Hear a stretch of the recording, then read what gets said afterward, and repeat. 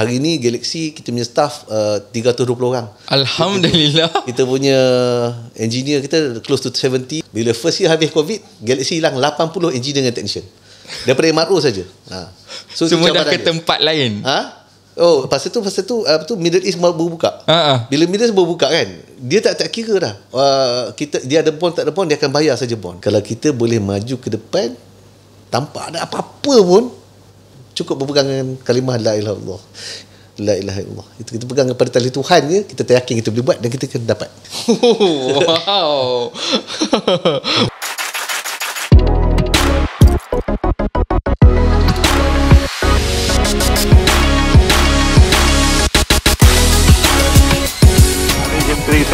Contact Ho Chi Minh 120.9 correct.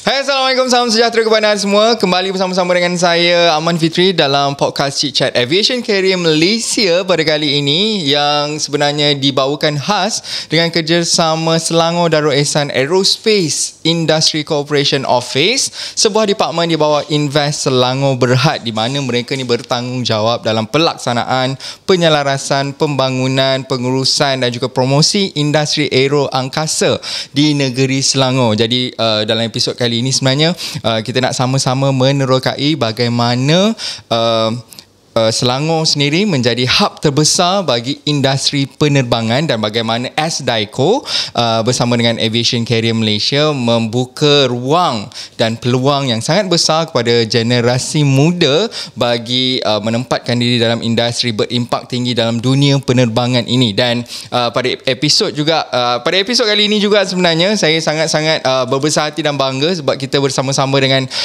salah seorang personal yang luar biasa hebat bersama-sama dengan saya pada hari ini, yang akan membincangkan sedikit sebanyak tentang talent gap dalam aviation ini sendiri, dan kita nak tahu dengan lebih lanjut bagaimana sebenarnya organisasi ini berkembang pesat dan membantu sebenarnya industri mereka-mereka di luar sana yang mungkin bercita-cita untuk masuk ke dalam industri penerbangan dan bagaimana sebenarnya pelaksanaan itu dilakukan. Jadi saya bersama-sama dengan Datuk Syamsul Kamar Samsudin, iaitu Managing Director bagi Galaxy Aerospace Malaysia Sdn Berhad.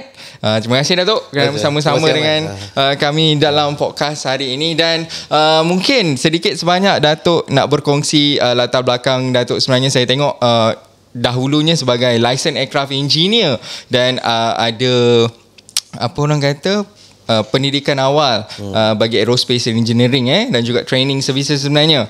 Jadi mungkin Datuk nak cerita sikit tentang latar belakangnya. Saya akan flashback jauh lagi ke belakang. So basically yang saya boleh simpulkan sebenarnya, saya dapat duduk di sini sebab satu tu kesinambungan polisi dasar kerajaan. Itu satu. So saya punya background daripada SBP, Sekolah Menengah Sains Tunku Abdullah Raub, and then lepas habis Form 5 saya dapat opportunity di bawah MARA punya, dia bagi loan, bukan scholarship tapi loan. Bersama usaha-sama program MARA MHS. So saya dah hantar kepada ASV training dekat AST. So saya duduk sana dekat 4 tahun, and then lepas tu saya balik di MHS. Balik semula. Balik MHS, kerja di MHS. And then after 10 years bond di MHS, saya buka my first company, dan saya dah jadi masa tu Mycopter Aviation Services. And then Galaxy is basically my Mycopter 2.0 lah, Galaxy. And then up to date lah since 2015. Itu dia perjalanan dia. So yang sesi license aircraft engineer tu masa di MHS, dan juga masa awal keluar MHS tu lah. Dan at one time hampir semua kapal GA ni saya sign avionics. Semuanya, hampir semua. Kalau kita throwback balik yang sedikit Datuk, daripada perjalanan Datuk sendiri, dari seorang licensed aircraft engineer kemudian jump menjadi menjadi seorang managing director bagi Aerospace Galaxy Aerospace ini. Bagaimana transition itu berlaku? Okay, transition tu sebab at the end of the day seorang kena sacrifice untuk ambil tanggungjawab lah. So my first venture kita ada 4 orang shareholder. Dan seorang semua 2 engineer kan, seorang finance dan seorang pilot. Dan kita mesti jump untuk ambil satu tanggungjawab lah. So saya rise up to the occasion untuk ambil that tanggungjawab saya sebagai managing director. Sama juga masa Galaxy, terus MD from day one. The challenge is actually tak ada syarikat Malaysia yang betul-betul MRO from day one lah, except for defense, lepas tu Aerot. Tak ada. Sebab dulu semuanya macam MHS, dia operation dulu kan, offshore companies, you ada Hornbill, you ada Sabah Air, tapi you nak buka syarikat yang betul-betul MRO daripada awal sebenarnya tak ada. Kecuali macam Aerot, dia dapat kesinambungan Aerot punya business daripada defense. Dan cabaran dia masa tu adalah tak terfikir pun. Tapi masa saya habis first bond saya buat 10 tahun period dengan MHS, masa tu kita semua nak cari big dollar kan, pergi ke Afrika masa tu, kerja bawah Bristow. Saya dapat option untuk ke sana lah. Tapi sebenarnya yang mencetuskan satu idea untuk stay kat sini adalah Datuk Seri Azharuddin. Datuk Seri Azharuddin yang dulu camp punya Niha kan, yang terkenal juga dalam aviation ni. Dia yang beritahu, masa tu dia bukan Datuk lagi. Masa tu dia head of aviation. Dia kata, why don't you kumpul 2-3 kawan-kawan ni, you buka satu syarikat dan camp DCA akan support. Pasal dia nak tengok benda tu, pasal tak ada. Dan satu lagi untuk agenda Bumi Putra juga kan, sebab itu adalah satu skop bisnes yang tak ramai bidang ceburi dan kita awal untuk masuk lah. That's how yang bermula. Dan jadi kalau diikutkan dari cerita tu, apa visi sebenarnya bagi Galaxy Aerospace ni? Kita masa tu nak buat dia terbaik je. Apa kita buat, kita nak terbaik. Tapi kita tidak limit kepada MRO. So daripada awal kita buat, memang kita nak buat the full spectrum airworthiness. Jadi konsep pada masa tu everything is under MRO. Masa tu modification, design bawah MRO. Masa tu tak ada lagi part MKMO, tak ada. Aircraft management lagi bawah MRO. So kita nak jadi MRO yang terbaik. Skop dia memang macam tu lah. Dan kita memang expect pun untuk keluar pada Malaysia, tapi kita masa tu tak terfikir untuk ke global lagi. So itulah visi yang pertama. Jadi setelah berada dekat dalam dunia MRO ni, apa DNA sebenar yang Datuk lihat dalam MRO di Malaysia lah? MRO sama juga macam perniagaan-perniagaan lain, yang paling penting adalah daya tahan. Daya tahan. Kenapa daya tahan? Daya tahan. Because kalau kita tengok dalam worldwide pun, syarikat aviation sebenarnya MRO business ni memang very tough. Profit you at best 10%. The revenue nampak macam banyak, tapi because bila involve spare tu ni, your profit sebenarnya 10% at best kan. Tapi selalunya kurang 5%. Cuma bila ada daya tahan, the longer kita dalam industri ni, dalam business ni, tiba-tiba the profit margin tu bertambah dia datang. Sebab apa? Sebab kita dah tak ada investment kepada capability baru. Kita tak ada dah investment atas machining baru kan. So bila investment tu kurang, dan profit tu akan nampak kemudian. So alhamdulillah macam Galaxy sendiri, kita dah tahun ke-10 dan kita nampak dah margin tu grow di mana, dan kita nampak the next 5 years akan grow di mana. Wow. Kalau tadi bercakap tentang profit dan sebagainya kan, dia bertambah dan ada daya tahan tu, sebab itulah sustain sampai ke sekarang. Pernah tak ada any cases, incident, accident yang you rasa that was a big giving a big impact to MRO industry? Okay, ini saya relatekan kepada Galaxy sendiri lah. So dalam Galaxy sendiri, saya akan bagi 2 contoh yang general dengan Galaxy. Yang directly impacted to Galaxy adalah 5 helikopter crash di bawah saya lah, di dalam bawah Galaxy. Pada tahun bila tu? So ada few lah, polis di Tawau, and then kita ada bomber di depan hangar kan. Yang latest adalah dua TRDM nya aircraft yang collide. So semua tu di bawah tanggungjawab saya, kita manager di sini. Yang itu bukannya kita punya technical punya isu, tapi dia bagi impact lah. Itu bagi impact macam mana effect the first. So tu macam mana kita nak manage. Sebab bila benda tu jadi, dia tidak terus begitu siapa salah kan, akan ada investigation. So investigation semua. So itulah bekerjasama dengan kita nak isolate the document, everything, macam mana nak kekalkan positive mindset kepada staff sampai tahap macam tu lah kan. Itu satu cabaran lah. Kedua, dari awal kita bekerja, sebab kita biasa manage Galaxy ni atau syarikat sebelum ni tak lebih pada 20 orang engineer technician, mungkin 30 orang. Hari ni Galaxy kita punya staff 320 orang. Alhamdulillah. Kita punya engineer kita close to 70 and another 70 technicians kan. Dan part of our technician, 45 is doing zero to hero pula untuk dapatkan license. Sekarang ni dah besar kan. Jadi apa yang Galaxy adaptkan untuk benda ni adalah macam mana untuk kita settlekan potential problem atau problem yang kecil pada masa yang awal lah. Contoh kita ada juga 2-3 bukan insiden tapi 2-3 maintenance error. Macam dulu ada kita aircraft tu tak terbang tapi kita hantar ke OEM, tiba-tiba dia pasang panel tak lengkap skru dia kan. So kita dari situ Galaxy terus create satu prosedur crisis management. So every time kita ada masalah, kita akan go back to this procedure whereby macam mana kita nak create short term, medium term and long term solution untuk memastikan benda tak jadi lagi. So in term of training ke, in term of kita nak gantung license ke apa ke, semua kita akan go to this one. So dan kita ada banyak record on this one dan kita share dengan industri dengan juga authority lah. So itu yang pengalaman dalam Galaxy. Yang common pada luar adalah COVID itself lah. So COVID tu pada waktu itu COVID dia ada dua yang common. Satu COVID. So macam Galaxy sini masa COVID ramai MRO buang pekerja, buang staff, buang engineer kan. So Galaxy masa tu tambah. Saya ingat masa tu kita tambah daripada 80 orang engineer technician dan tambah-tambah lagi lah kita tambah. How it happen? Bagaimana itu berlaku? Masa tu kebetulan a lot of government asset dia terbang lagi banyak untuk mengawal sempadan itu semua. Dan kita pula masa tu sebab kita kontrak semua 24/7 dan kalau satu shift kena COVID, 2 minggu kena quarantine, tak boleh masuk kerja. Okay. So sebab itu kita terpaksa tambah. Dan Alhamdulillah masa tu dengan orang banyak penumpang kan, kita pun open arm terima diorang.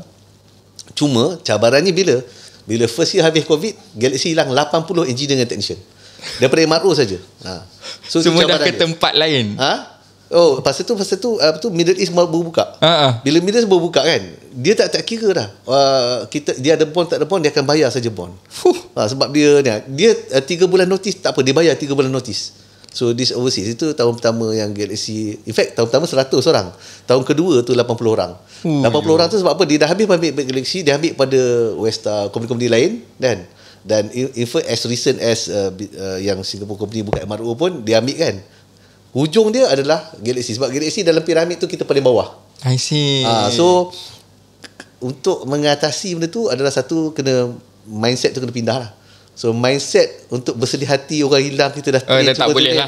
Dah tak boleh lah. So kita ubah mindset kita adalah Galaxy mungkin tak boleh kaya untuk buat bisnes, tapi at least jihad kita untuk train orang dan orang berilmu dan tambah nilai untuk keluarga dia. Itu bila kita redha tu, insyaAllah lah itu kita harap Tuhan bantulah. I love that. Sebab people come and go. Dia tak kira lah kita dah train dia ke, kita tak boleh nak simpan dia lama-lama juga. Betul tak? Dalam cerita Datuk untuk blok yang pertama ni, segmen yang pertama ni, apakah strategic value ni kepada negara yang you nampak? Okay. Dia sebenarnya macam Galaxy sendiri, saya melihatkan sebenarnya staff, engineer, technician ni semua aset lah. Dan MRO company sebenarnya aset kepada negara, especially dalam pertahanan. Especially dalam pertahanan. Kalau dan walaupun kita dalam ni kita memang dah achieve dah satu level MRO, tapi in term of component MRO tak lagi. Manufacturing kita dah naik kan, tapi component MRO kita tak lagi. Tapi bila kita tak tu, kita is open to blackmail tu by OEM. Sebab overseas, semua benda kena hantar overseas. Main gearbox helikopter ada tak overhaul sini? Tak ada. Tak ada. So yang tu yang saya bubuhkan pada jihad-jihad saya kemudian kan. So kita ada juga OEM yang kita dah pegang, saya 2 OEM yang kita pegang, dan walaupun dia OEM kecil macam Robinson atau MD, this is where that kita try nak dapatkan resume untuk buat engine overhaul.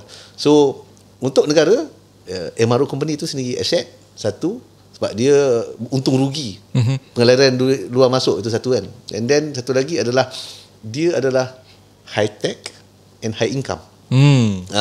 The bigger the MRO, the more the engineer, lagi banyak yang dapat high income dalam negara lah. Dan itu boleh membantu negara in terms of tax itu tinggal tu tak kan. So itu yang saya nampak lah. Banyak sebenarnya yang impact kepada negara juga, bukan kepada diri individu sahaja. Anyway, kita akan sambung segmen seterusnya bersama-sama dengan Datuk Syamsul sekejap saja lagi. So stay tune guys, dan kita kembali sebentar saja lagi.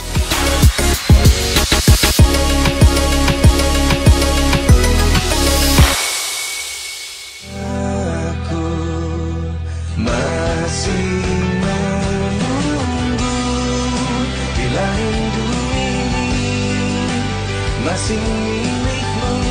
Cukup ke syarat SPM anda untuk sambung belajar dalam bidang penerbangan?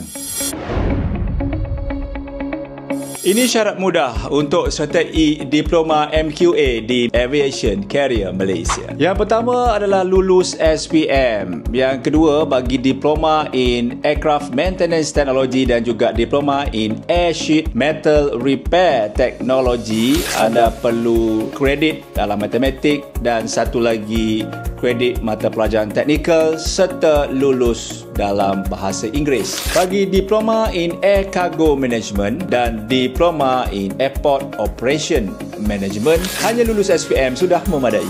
Jangan lepaskan peluang ini, klik link di bio untuk mendaftar. Kickstart your career with Aviation Career Malaysia.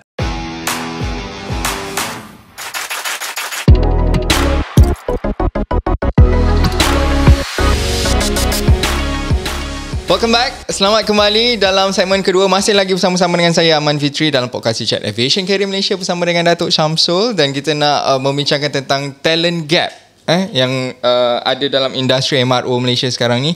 Datuk, adakah benar sebenarnya MRO sekarang ni kita kekurangan pekerja? Okay. In a way betul. In a way betul. Kekurangan pekerja tu memang betul sangat. Memang pada saya keadaan ketika yang tenat. Tapi yang tenat tu sebenarnya adalah yang kekurangan pekerja yang mahir. Mahir, ayat mahir tu kan, itu yang paling menenatkan kita lah. Maknanya yang skill ni susah nak dapat. Ya, sebab yang mereka yang ada skill ni. Sebab training ni pun dah lama kan. Tapi keluar training tu, dia tidak boleh terus hands on dengan kapal dan kita nak expect dia sign dan faham, sebab ada lagi benda-benda lain kena buat, type training tu ni semua lagi kan. Dan untuk memahirkan pada satu-satu type dan model tu, itu satu benda lain pula, nak diajar je sub skill yang lain pula. Itu dia cakap tu, yang bila bab mahir tu memang kita amat tenat, sebab semua yang talented tu semua dah kena tarik dah, kena export keluar kan. Semua dah di-export keluar. Jadi punca terbesar talent gap ini dari pandangan Datuk sendirilah, adakah disebabkan pendidikan ataupun sistem latihan kita sendiri ataupun persepsi kerja tentang aviation industry ni? Okay, dia sebenarnya banyak faktor ya. One of it is because of at one time memang license aircraft engineer memang highly glamorized, memang diglamour kan. Masa saya ingat lagi, masa saya nak join MHS pun, yang kempen dibuat oleh MHS pun nak jadikan the highest paid engineer, which is betul. At that time kalau Petronas punya start dekat 3, kita dah start dengan 6, 8. Dia memang different. Itu that one is double 30 years ago lah. Ya, tapi itu satu pasal orang look for that. Cuma bila orang look for that, semua dah sepakat hantar semua nak jadi aircraft engineer lah kan. Semua glamour. Satu kerja dengan aircraft, glamour. Satu dengan gaji yang tinggi. Cuma challenge dia adalah at one time bila ramai masuk dan terlalu banyak institusi yang buat, tapi ramai yang fail dapat license. Kan, especially lepas COVID, ramai institusi yang offer boleh jadi license, boleh license dengan IASA ni kan. Tiba lalas ramai yang tak dapat license. Itu yang dibuat masalahnya. Funding provider macam MARA itu ni, dia ataupun kerajaan dia tengok balik kan, dia tengok balik. Cuma bila macam ada program-program dulu macam Teraju dengan MAS itu ni, dan dia continue balik lah. Tapi at one time interest tu tinggi, tapi bila ramai yang tak dapat license, dan bila tak dapat license ni memang teruk lah. Tak dapat license tu adakah disebabkan individu sendiri ke, ataupun dia macam mana? Dia mix. Okay, saya cerita faktor yang first dulu. Faktor yang first tu yang tak dapat license sebab apa? Sebab dia orang ni kadang-kadang ditipu juga dengan institusi itu yang kita nak tahu tu. Itu yang pertama lah. Maknanya dia cakap, okay, you mesti masuk ni mesti dapat kan. Tapi rupanya dia kena ambil exam sendiri, final dia bukannya satu sekolah tu boleh dapatkan license. Jadi tak betul lah kan. Macam saya dulu, alhamdulillah peluang pergi sana, memang terus belajar dan dapat license. Dan ada juga tempat-tempat di sini. Tapi kalau you salah tempat, you tak dapat, you kena ambil sendiri. Kan, kadang-kadang you dapat diploma, you tak dapat license. Itu yang mula lah. Yang kedua, individu sendiri, kita terlampau nak ramai masuk, kita lowerkan standard untuk masuk. Macam saya dulu mesti SPM grade 1 bawah 16, you kena subjek-subjek ni kena in fact senior medical dulu pun kena masuk military punya medical check untuk lepas, macam sama macam pilot. Jadi so bila you lower the standard, of course lah the outcome tu ramai yang tak boleh lepas kan. Betul. Itu yang challenge-nya. Tapi melalui coordination punya between the industry dengan macam states ataupun dengan macam agensi camara tu ni, dan barulah dia buat batch by batch, dia solidkan, kontrolkan intake tu, dia kontrol, barulah masuk cantik dan barulah dia berkembang semula interest untuk. Baik. Disebabkan itu antara faktor-faktor dia lah sebenarnya. Kalau bagi Galaxy Aerospace sendiri, bagaimana Datuk mengekalkan standard antarabangsa tu? Okay, kita maintain standard tu ada banyak cara. Satu, kita work early. In fact, Galaxy Aerospace kita bekerjasama dengan hampir semua institusi yang train license aircraft engineer ataupun license technician from day one lagi. Dan from day one lagi kita offer untuk the internship buat dekat Galaxy atau practical element buat dekat Galaxy. Dan ada program-program baru ni, dia buat program pakai 4 years punya program kan. 2 years memang kat sana. 2 years tu kita dah ambil dah untuk dengan kita. Dah hands on dah. Dah hands on dah first. So that bila dia dapat license, dia dah letak rating, everything semua dah ada dah. So dia dah shortcut daripada orang lain 2 tahun sebab dia dah 2 tahun hands on, kita bagi type course and everything. So itu salah satu lah.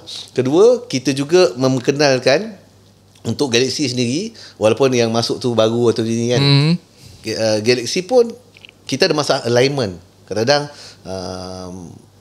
apa yang kita imagine atau vision kita kat atas ni tak sampai, tak relate kat tak bawah. selari lah. So Galaxy tahun lepas bila kita tengok cabaran-cabaran dalam industri MRO dan juga kita punya cabaran dalam manpower dan HR and everything, kita buat retreat last year dalam Oktober last year lah, tahun lepas, dan kita tengok macam mana kita nak alignment tu, macam mana kita nak maintain. Sebenarnya Galaxy masa awal penubuhan tahun ke-9 kita tidak ada culture. Masih tak ada culture kita lagi. tak ada Galaxy culture. Sebab apa kita tak ada Galaxy culture? Sebab kita tak ada Galaxy value. So dekat retreat tu kita decide untuk introduce value. So kita ada kreatif. Kreatif ni creative ni setiap satu tu kan simbol satu value, C tu kreatif lah kan. So dari situ kita tengah embedded kan. Kita pun dalam proses daripada Mei tahun ini kita buat 1 bulan 1 value. Dan kita akan complete, I think this month the last punya value. Dan kalau benda tu kena perlu, kita akan teruskan second cycle dan third cycle. Tapi alhamdulillah now the alignment much more streamline, clear dan stuff. Maknanya tak kisah daripada dari sini you tukang sapu ke, you driver ke, you tahu Galaxy tu apa, dia buat apa, dan you tahu siapa duduk di mana, apa buat apa. Dan itu yang kita introduce, the values lah. Itu salah satu. Dan dalam cycle kreatif sendiri kan, bila kita buka untuk staff suarakan di cadangan-cadangan yang untuk menambah baik ke syarikat, kita terima 133 cadangan daripada syarikat, daripada staff-staff syarikat. So iaitu kita akan bentangkan tahun ni dan kita akan implement yang mana yang patut lah. So untuk mengekalkan standard antarabangsa tu, dia kena faham dulu company ni nak buat apa sebenarnya, apa paksi yang kita pegang. Dan semua orang dalam company kena faham. Kena ke arah satu vision yang sama. Alignment penting. Alignment lah. Kalau bagi Datuk sendiri, adakah sebenarnya dengan kemasukan pesawat komersial yang banyak sekarang untuk pertahanan juga, adakah MRO Malaysia bersedia bagi pandangan Datuk? Galaxy bersedia. Okay, tapi saya rasa in general tak ada masalah. Tak ada masalah untuk banyak mana aircraft yang masuk. Sebab saya nampak cabaran MRO sekarang bukannya manpower sangat. Sebab itu kita boleh cope. Cuma masalah kita pertama adalah facility. Kita tak banyak hangar. Ya, itu yang masalah dia. Dan hangar ni adalah satu yang susah dan satu mahal dan dimahalkan. Dimahalkan. Maknanya insya-Allah lah, mana tahu ada state government yang sanggup nanti untuk membantu. Tapi Selangor sendiri ada ambil langkah proaktif untuk membantu dan memudah carakan proses-proses untuk buat hangar lah. Itu yang saya boleh lihat lah. So sekarang ni hangar macam mana? Segregation dia dekat mana ataupun bagi Galaxy sendiri? Galaxy memang banyak lah. Dan dalam Malaysia sendiri dia ada satu pepatah berkata there's no empty hangar. Hangar Miat yang buat mengajar ataupun penuh. Orang guna, betul tak? Dekat Miat. Dari situ sebenarnya tidak ada mana. Kalau selagi hangar dibuat, aircraft akan masuk. Sebab kalau dibandingkan di rantau ini kan, kita masih lagi murah untuk sewaan per square feet. Jadi itu adalah satu tarikan. Dan tarikan satu lagi, kita punya duty free. Untuk aktiviti MRO tidak ada duty, SST tak ada, zero rated. Jadi itu adalah second yang menyebabkan orang memang nak masuk. Dan limitation dia bukan manpower sangat, sebab kita boleh settle manpower tu kan, cuma adalah facility. Wow, itu antara challenge-challenge. Challenge-challenge. So dalam antara challenge lain, ada tak projek-projek MRO ni kadang-kadang dia dilambatkan ke ataupun dihentikan buat sementara waktu ke, macam mana Datuk? Untuk macam kita tidak ada. Kita continue saja, dan sebab saya always keep that plus 20% manpower tu. Sebab kita nak cater for eventualities, macam-macam boleh jadi kan, cuti MC and everything semua, training kan. So kita memang ready untuk undertake. Kita tidak ada lagi delay project lagi lah untuk ni special. Alhamdulillah. Because of manpower. Because of manpower dah tak ada lagi lah. Mungkin ada sebab-sebab lain. Sebab lain dia. Baik, soalan terakhir untuk segmen ni sebenarnya saya nak tanya, apakah langkah kolaborasi ideal antara industri dan akademik, especially Aviation Carrier Malaysia dengan MIATEC sendirilah untuk tutup this gap?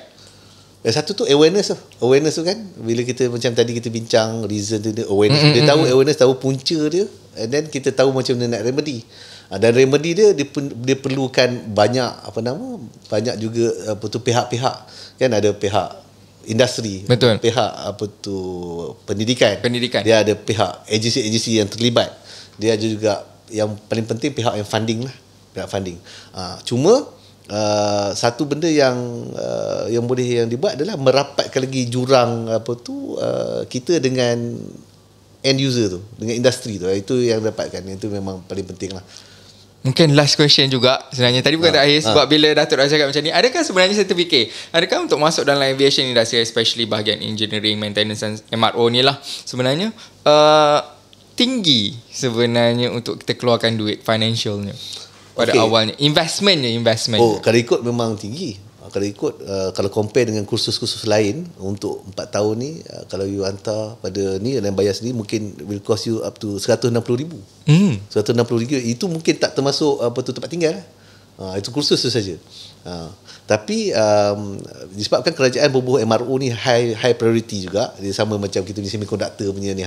So banyak juga daripada agensi MARA, daripada NICO, daripada ni, dia ada banyak juga funding, dan bank ada sebahagian bank juga dia memandang benda ni sebagai something yang dia orang boleh fundkan. Itu adalah satu satu benda yang benda tu tak mustahil, harga tinggi kan, tapi tak boleh cakap garanti kan, tapi almost guarantee that dia punya income tu macam dia akan kembali balik lah. Sebab saya tertarik dengan terms funding tadi, kena cari source funding. Anyway, kita akan sambung kita punya segmen selepas ini, so anda stay tune. Think Aviation, Think MIATEC.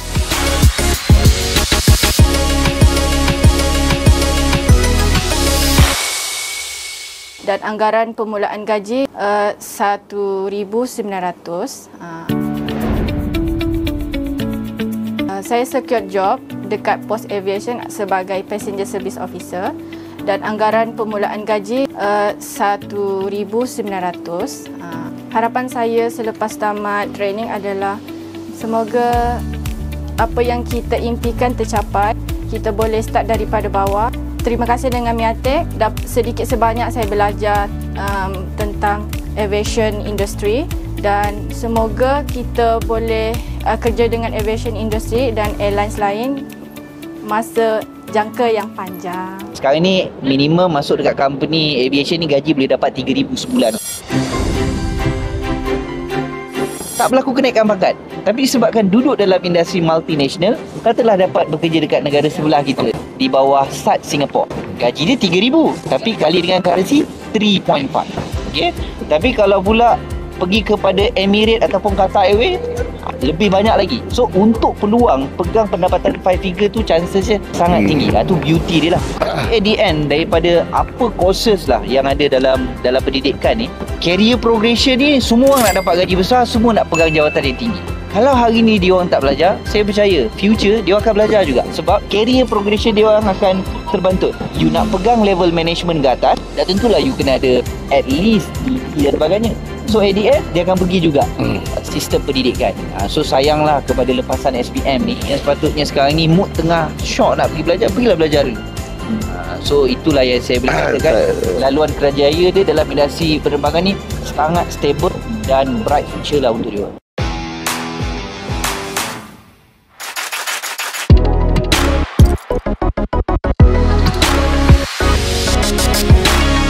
Selamat kembali dalam podcast Chit Chat Aviation Career Malaysia bersama-sama dengan saya dan juga Datuk Syamsul Kamal masih lagi bersama-sama dengan saya. Datuk, kita dah bercerita banyak tentang industri, but now mungkin saya nak bertanya sikit tentang diri Datuk sendirilah. Datuk merupakan seorang anak raup daripada kampung. So bagaimana you membina kejayaan you sampai tahap ni? Mungkin dari awal. Okay, saya anak sulung. Daripada 6 beradik. Abang Long. Keluarga pun tak senang, susah agak. Ayah saya dia juruteknik JKR. Mak saya suruh rumah sebelum masa itulah. Dan ayah saya meninggal awal. Ayah saya meninggal umur saya dah jenam. Dah jenam dah meninggal.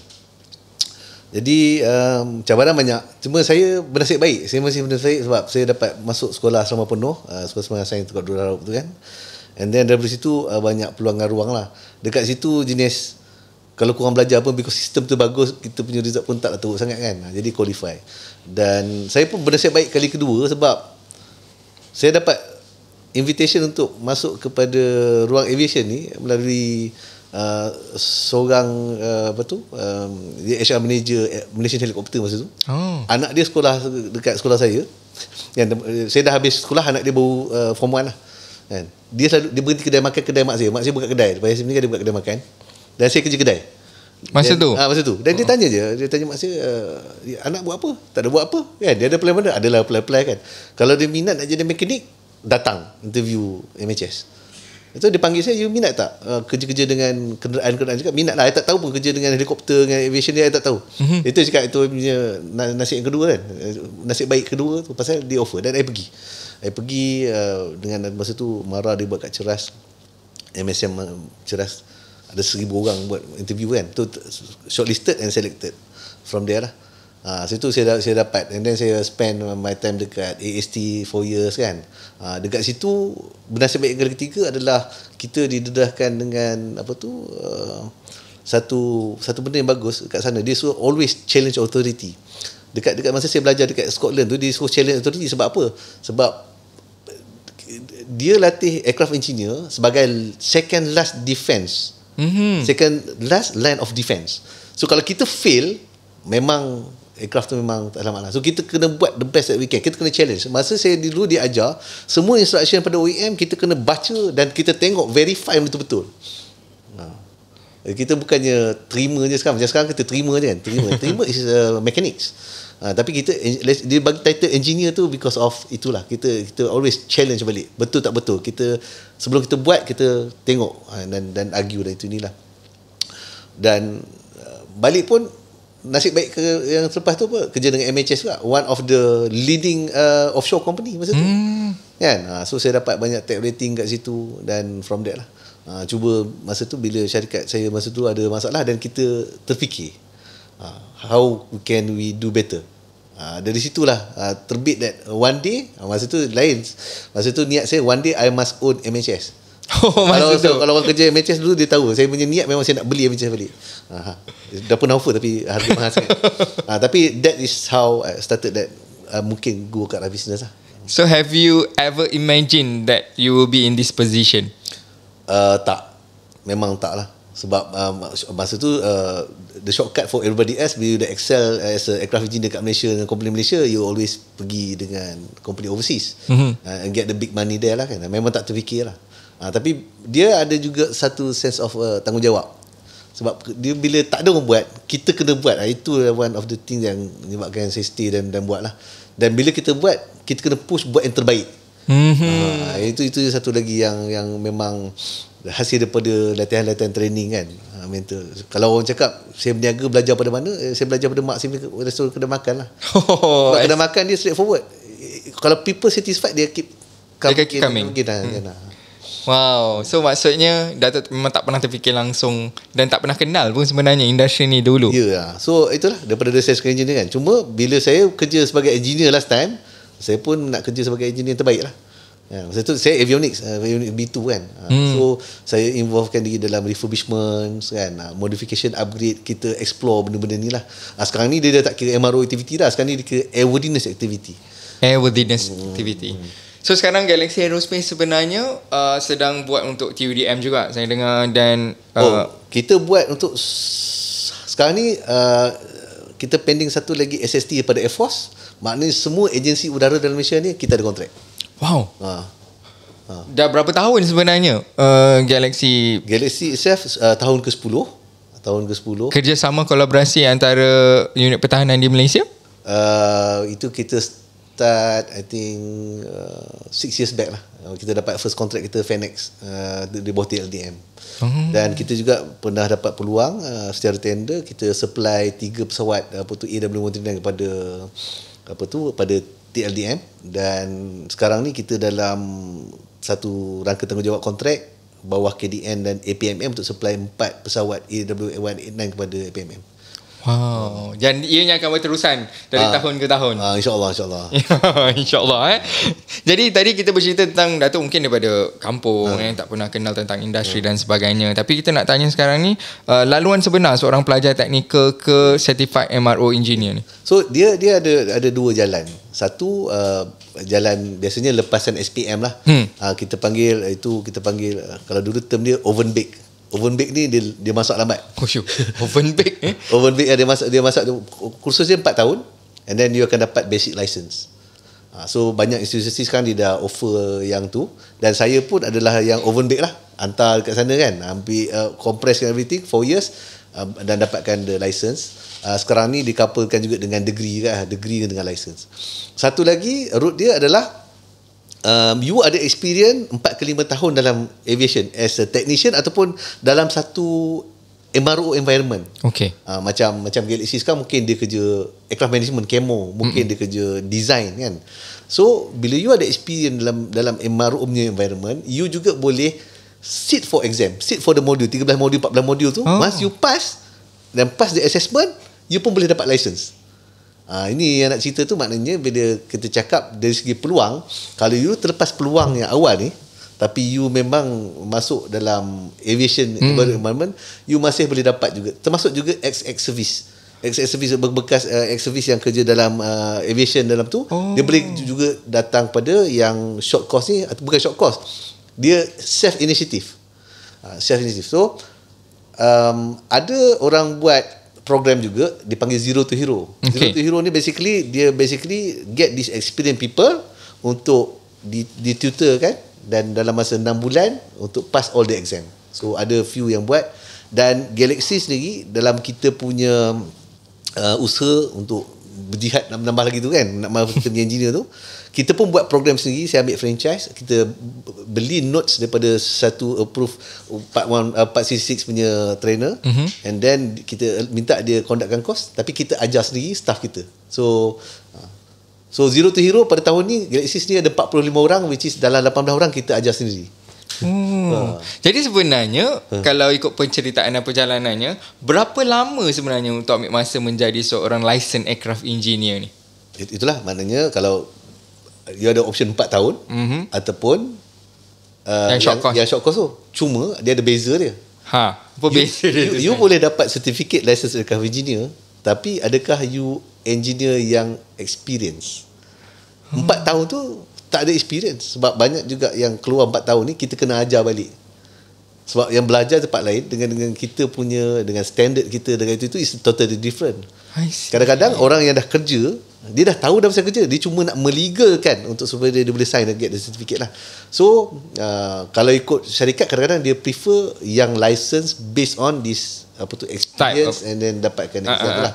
Okay, tapi lepas dapat license, kita ambil yang oven bake lah, 4 tahun 4 tahun. Okay, 2 tahun tu adalah tempoh, 2 tahun lepas tu adalah tempoh yang selesai untuk kita Galaxy bagi dia approval untuk engineer.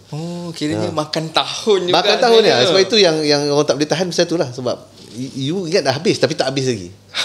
Tapi memang eager memang kita dapat license, kita eager nak sign kapal itu ni kan. Tapi sebenarnya tanggungjawab tu besar.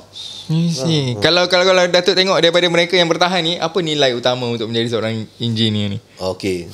Saya sebenarnya on top of daya tahan, kreatif semua kan. Yang paling crucial dan kritikal. Saya yang paling crucial satu je. Saya always cakap dekat saya punya, sebab saya engineer, saya boleh cakap lah kan. Dia kata dia ofensif. Saya cakap dalam Galaxy ni, kita license aircraft engineer tu dia titled engineer kan. Sebenarnya kalau ikut dulu, kita bukan engineer pun, kita technician je. Tapi dibagi title licensed aircraft engineer. So bila kita pegang title kita engineer, kita mesti menyelesaikan masalah.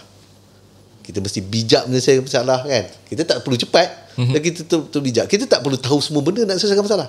Kadang-kadang kalau saya tak tahu, saya tanya orang yang tahu. Kan? Kita tanya OEM, tanya tu ini kan. So value engineer pada saya dalam Galaxy, dia mesti menyelesaikan masalah. As simple as that. Kalau you tak menyelesaikan masalah, you masalah. Kan? Sebabnya kebanyakan orang dia ingat dengan sertifikat tu dia engineer, tapi bila nak buat kerja tak tahu macam mana nak buat. Kemo kena keluarkan paperwork, dokumen. Zaman saya dulu, engineer tu dia baca A to Z, all the OEM instruction, paperwork semua kita buat sendiri, tak ada orang prepare kan. So saya expect engineer, you tahu, license engineer, you tahu semua activity everything sendiri. Barulah you boleh menyelesaikan masalah, barulah you layak digelar engineer. Dengar? It's not as simple as that. And ni soalan yang best saya rasa. Dengan kemajuan AI, predictive maintenance and drone inspection, adakah engineer ni akan tergugat one day? Okay, dia kalau ikut macam dulu punya engineer, and then lepas tu dia keluarkan part 66. Pasal apa tu? Pasal diorang ingat kita kena perlukan ramai orang untuk kerja lah, satu kan. So bila orang dia nak buat 417 pasal macam keluarkan kilang je. Kilang untuk keluarkan engineer lah kan. Okay, tu tak kisah. Dan bila dia find method ni bagus. Method yang drone AI tu ni kan, memang bagus sebab dia boleh detect details. Dia boleh detect details. Detect details ni macam kita orang tak praktis lagi, tapi dekat airline white body mungkin dia dah start dah drone inspect kan. Tapi you sendiri tahu kan, kalau you compare apa yang drone nampak dengan drone tak nampak, dan apa yang you nampak kan, apa yang machine robot dengan manusia Tapi at least benda tu dia rutin. Dia ada scope, dan kalau dia miss out dia akan tambah kemudian, itu tak kisah. Tapi yang saya banyak belajar, dan saya banyak bukan bernasib baik, yang saya banyak ada pengalaman, ada few pengalaman yang drone dan AI tak boleh develop ialah insting. Insting ni yang dia orang boleh pandai, tapi kadang-kadang engineer yang experience, dia boleh tengok, dia tak payah engineer di MHS ni, di syarikat lama saya, tukang polish aircraft pun dia boleh rasa, laborer boleh rasa ada benda tak kena. Benda tu pasal you buat selalu, tapi benda tu masuk dalam ni, tapi itu ada benda tak kena. Insting tu, I think benda tu tak boleh develop lah. So sebab itu saya rasa license aircraft engineer sendiri, walaupun ada drone eventually benda ni jadi norm, you kena develop juga engineer supaya dia boleh tambah guna benda ni, sebab elemen insting tu tak ada kat situ. Kat AI tu. Insting tu sangat mahal macam insting mak-mak ni sentiasa betul. Ada orang cakap insting kan, tapi sebenarnya firasat ni yang first macam bercinta kan. Kus-kus hotel tu kan. Tuhan gerakkan. Yang tu I tak tahulah Tuhan boleh gerakkan AI ke tidak, tapi yang kat jiwa manusia, yang hati tu terasa macam tu Tuhan yang bagilah. Itu yang beza. Insting tu mahal guys. So anyway, last question untuk segmen ni, Datuk. Ada yang cakap sekarang ni kita tahu Gen Z ni kadang ada yang memilih kerja. So bila dia nak masuk MRO ni, dia kata panas kerja and gaji pun tak seberapa. Tapi realitinya, Datuk, realitinya dia sebenarnya ikut value. Value tu based on the aviation personnel, aircraft engineer tu sendiri lah kan. Tapi kalau kita cakap in general kan, in general saya tak tahulah, masa zaman saya dulu, saya ada a few yang orang yang saya kenal, dia minat jadi underwater welder. Pasal turun bawah 1 jam RM10,000 kan. Orang dulu dia minatkan kerja dan cabaran kerja tu, not because of the money. Sebab saya juga ada pengalaman juga yang a few of my licensed aircraft engineer punya anak kan, lepas habis SPM score all A, 9A kan.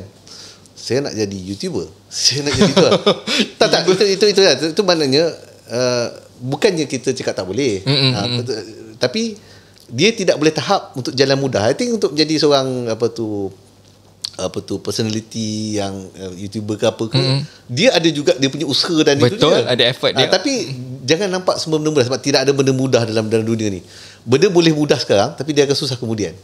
Biarlah kita susah dulu dan senang tu kemudian lah kan. So untuk menggalakkan itu mindset lah. Mindset tu tak ada benda yang mudah.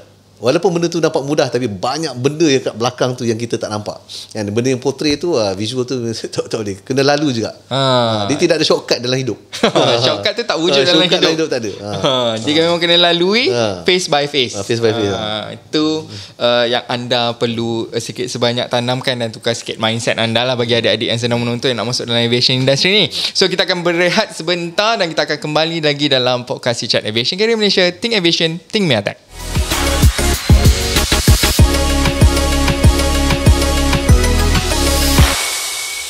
Belajar sambil dapat allowance.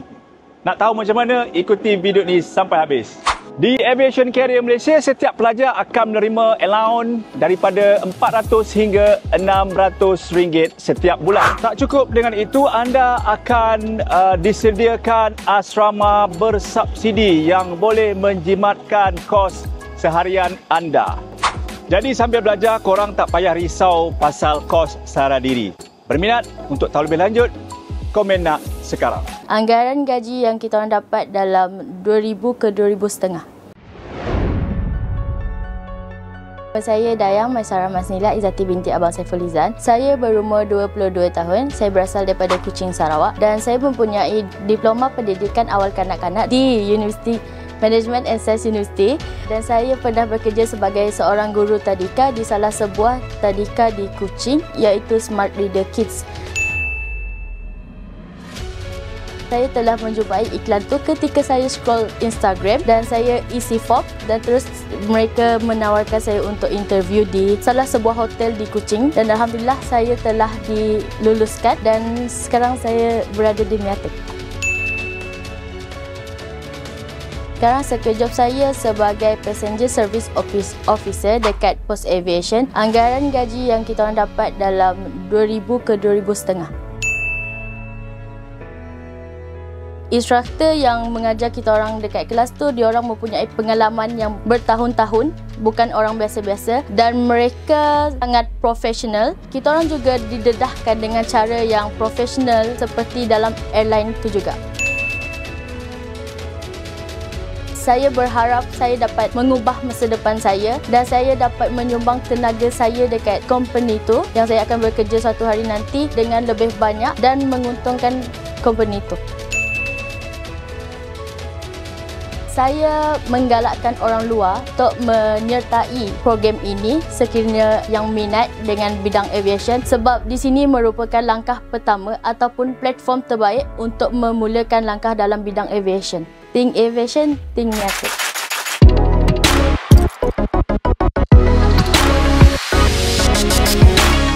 Kembali lagi dalam podcast Chat Aviation Career Malaysia dalam segmen yang terakhir bersama-sama dengan saya dan juga Datuk Syamsul Kamal ni. Saya nak tanya Datuk, tadi kita dah bercerita bukan main lagi, dan apa perancangan Datuk sebenarnya sekarang dan juga 10 tahun akan datang? Mungkin ada regional hub ke, ataupun tadi macam kita dah cakap Datuk ada cita-cita, mungkin Datuk nak cerita juga. Okey, saya kupas balik pada kita punya aim awal kita nak jadi one of the best dalam Malaysia, which kita dah meet insyaAllah. And then tahun lepas semasa retreat tu juga kita ada identify few things lah. Satu, kita buat kita punya Asian Initiative. Sebab saya difahamkan open sky policy tu akan dibuka anytime lah. Mungkin saya rasa ada 3 tahun lagi. So tahun lepas lagi kita dah buat move untuk kita ready ke depan lah. Dan syukur Alhamdulillah kita bermula tahun lepas, memang sebelum tu kita memang dah ada Indonesian approval untuk MRO. Tahun lepas kita decide retreat kita terus apply Filipina, dan kita Januari tahun ni kita dapat Philippine approval. Alhamdulillah. Dan currently kita dah apply untuk Thailand approval juga. Untuk Thailand punya approval lah. Kita tak dapat lagi. Kita pun dah ada FAA approved repair stations. So ini semua adalah untuk kita go global lah. Global in term of mainly komponen target dia. Komponen MRO release bawah FAA memang laku kan, semua ni. Tapi kita juga nak capture the open skies policy untuk Southeast Asia tu. Nanti kita memang aim kat situ lah. Dan sekarang memang nampak Galaxy memang ke depan betul yang ni. Sebab tak ada lagi, Singapura ada tapi mahal lah kan. So lain pada tu memang kita. Dan job from Philippines, kalau you pergi hangar sekarang ada 2 Philippine helikopter dalam hangar kan. Indonesia pun ada satu 47 dan job incoming lah. Dan job banyak. Indonesia sendiri kalau kita Thailand sendiri kalau kita ada peluang dan ruang, kita mungkin akan dapat job. Thailand Police dia ada 80 pesawat kat situ. Thailand Agriculture kita dah buat job dah, dia ada 20-30 pesawat kat situ. So itu yang immediate yang kita tahun lepas. Untuk ke depan ni kita nak grow from that. Galaxy pun memang tahun lepas one of kita punya plan ada nak apply POA. Tapi POA ni kita bukan setakat untuk POA saja, kita nak sampai kita boleh assemble small helicopters dan small fixed wing. Yang tu, dan kita pun dah bercakap dengan 2-3 dan memang ada yang nak bagi. Cuma on Galaxy side kita kena dapatkan POE ni dulu lah untuk kita punya resume sebelum kita dapat. Dan satu lagi, future mungkin nanti eventually rotorcraft punya sales akan kurang. Drone dan air taxi e-vehicles tu semua akan naik, dan this assembly juga akan ready for that juga. Itu adalah planning Galaxy. Yes, kita sedia. Huge planning tu sebenarnya tu. Betul, sebab kebanyakan orang dia tangkap brand dulu untuk buat. Kita readykan kita punya capability tu. Itu antara strategi Galaxy sendirilah untuk kekal kompetitif dengan dalam era ni sebenarnya. Mungkin Datuk dalam segmen terakhir ni kita mungkin nak banyak pandangan lah. Mungkin kalau Datuk diberi peluang untuk menasihati kerajaan tentang plan tenaga kerja aeroangkasa ni, apa sebenarnya yang first sekali perlu dilakukan? Sebenarnya saya melihat walaupun effort NICO tu agak baik, dan NICO dia adalah one stop center untuk kerajaan, tapi masih lagi kita bila berhubung dengan agensi yang lain kan, birokrasi tu masih tinggi lah. Dia komitmen macam Selangor yang dia buat everything must be approved in 3 months. Itu tak ada lagi, saya tak nampak lagi kan. Dan masih juga ada authority yang nak limitkan apa yang macam contoh Galaxy buat. Galaxy ada nak apply satu capability, tapi dia pandang lekeh. Dia kata, kenapa you nak apply benda yang simple? Sebab kita nak praktis pada yang simple, and then kita grow from there. Itu memang Galaxy punya DNA macam tu lah kan. Kita buat yang simple, kita apply satu, and then kita grow from there. Tapi ada juga yang authority cakap, kenapa kan, ini simple sangat ni, you tak perlu apply. Yang tu mindset tu lah sebenarnya membunuh potential untuk MRO dan juga airworthiness dalam negara. So itu yang sebenarnya kalau boleh Datuk nak. Ya, tapi macam mana saya nak contribute? Dia macam nak tunggu kan. Saya open lah, resume saya pun dah diambil dah untuk jadi board juga kepada certain agensi ni. Itu kita tunggu outcome dia. Tapi walaupun tak dapat apa-apa, satu benda yang DNA Galaxy, yang satu lagi yang ada dalam kita culture tu kan, adalah kita tak give up.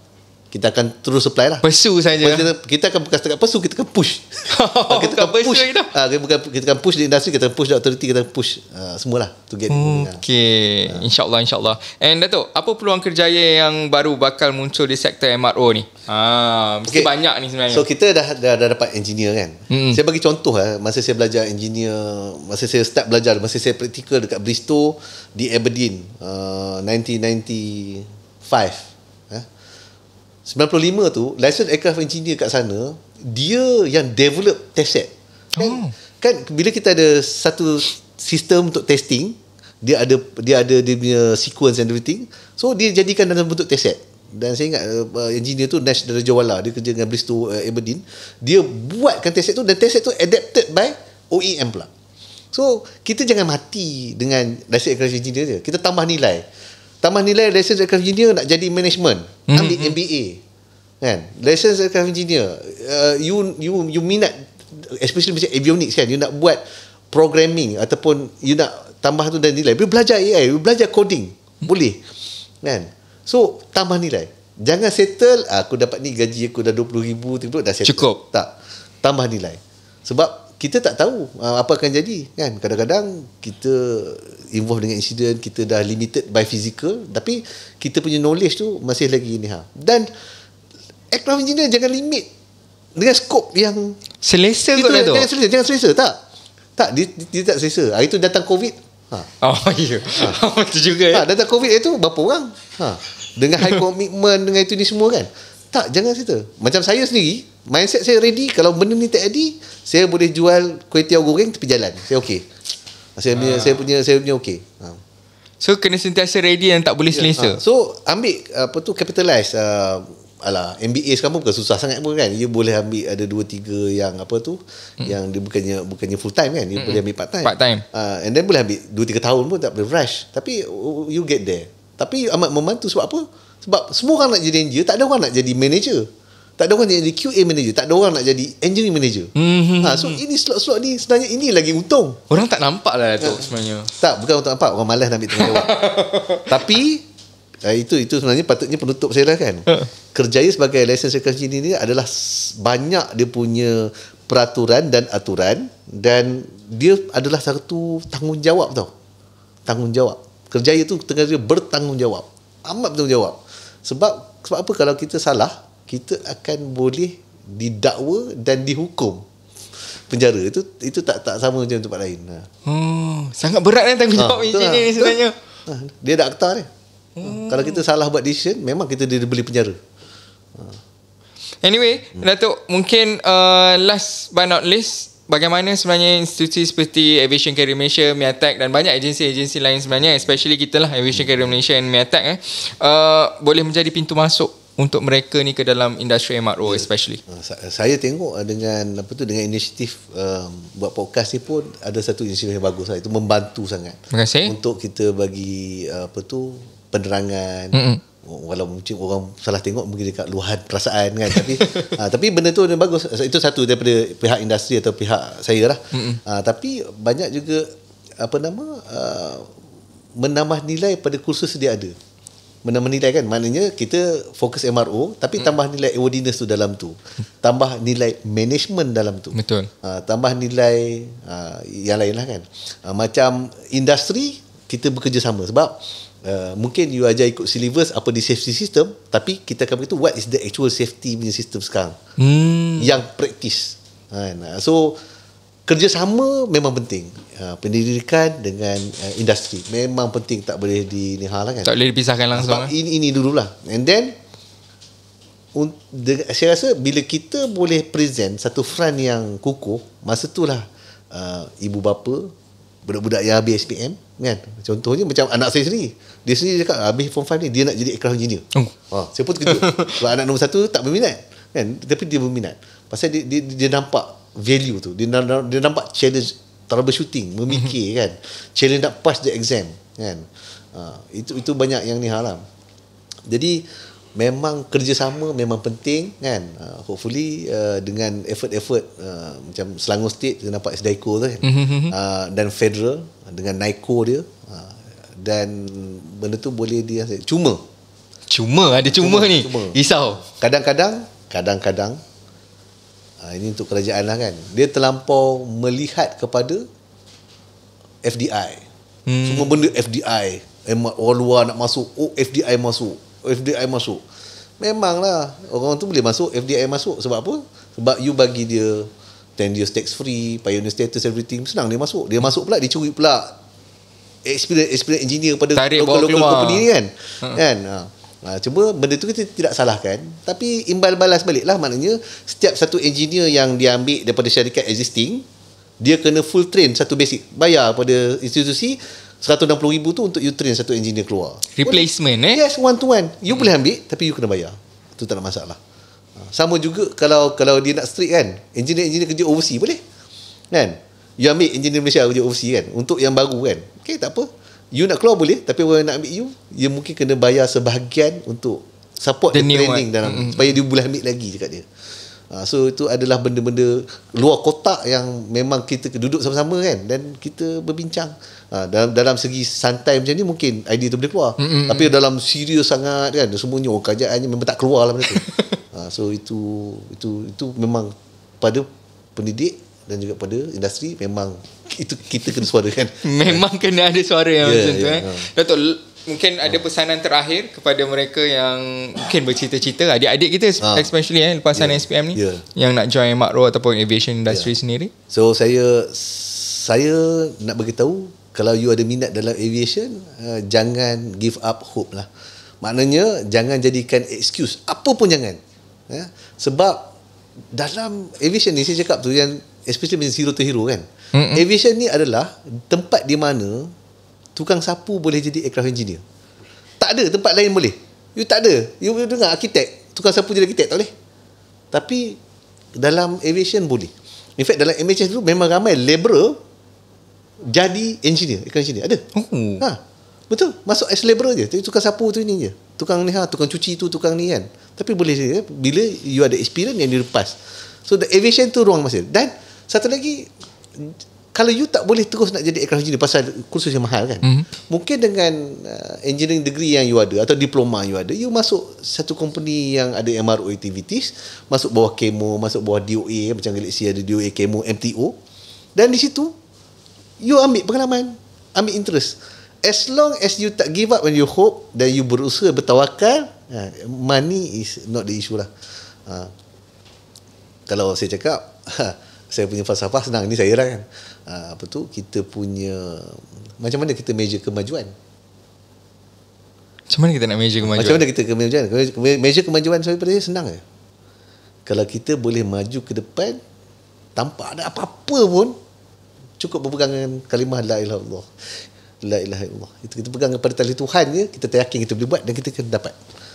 Jadi, benda lain itu bukan excuse. Itu kemajuan. Daripada tu kita mundur. Wow. Salut betul lah Fahad Datuk. Thank you so much Datuk. Okay. And aviation ni memang ruang masa. Apa-apa pun kalau you berminat, teruskan dengan effort dan jangan lose hope lah. Itu yang paling penting sekali. Terima kasih Datuk kerana sudi berkongsi masa, info dengan kita semua di podcast Cicak Aviation Career Malaysia. Dan kepada anda yang sedang menonton, adik-adik dekat luar sana, boleh layari www.yegmy.com dan hashtag Kickstart Your Career, hashtag belajar terus kerja. Think Aviation, Think Matek. Kita jumpa dalam episod seterusnya. Assalamualaikum dan bye-bye.